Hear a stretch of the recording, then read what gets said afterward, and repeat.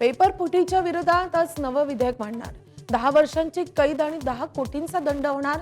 विधेयकावर आजच चर्चा आणि मंजुरीचा केंद्राचा प्रयत्न असणार. परीक्षा सुधारणांसाठी पंतप्रधान मोदींकडून टास्क फोर्सची स्थापना.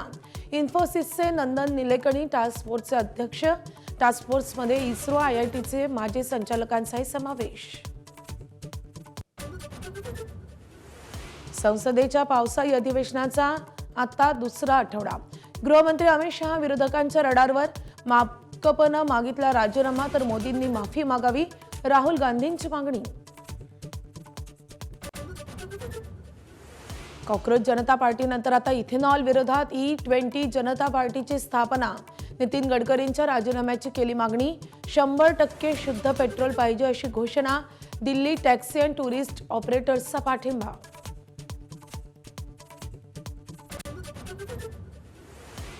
कोकण पश्चिम महाराष्ट्रात मुसळधार पाऊस कायम. रायगड, रत्नागिरी, पुणे, साताऱ्याला ऑरेंज अलर्ट.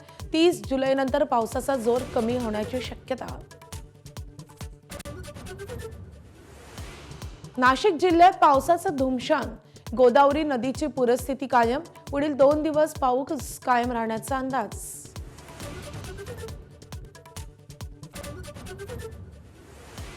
मुलीच्या वसमत आणि औंढा नागनाथ तालुक्यात जोरदार पाऊस. शेतातील पिकांना जीवदान. तर मराठवाड्याला अजूनही मोठ्या पावसाची प्रतीक्षा.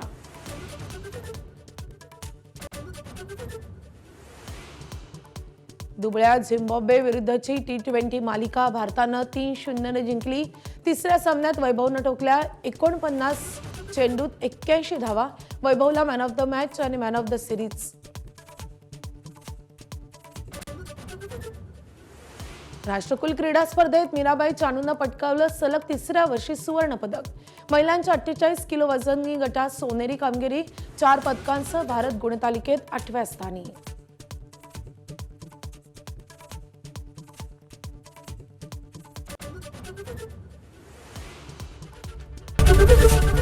ABP माझा, उघडा डोळे बघा नीट.